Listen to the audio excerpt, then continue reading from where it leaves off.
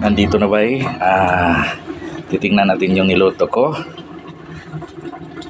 Buksan natin ha. Yummy! Yummy, yummy! Yan mga kabay. Alam niyo ba kung ano niluto ko? Pinaksiw na tambakol at may kasamang gata. Yan, napakasarap ito ba eh? Pinaksiw with gata.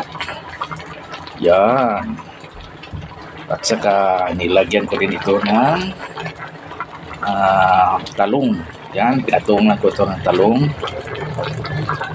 para medyo kung sino may gustong pagkain ng gulay, nandito na, luto na. Nandito na patong sa may isda. At saka yung mga pangpalasa, yung mga halo, yan sa ilalim na kalagay bago ang isda. Okay, bye. Thank you. God bless.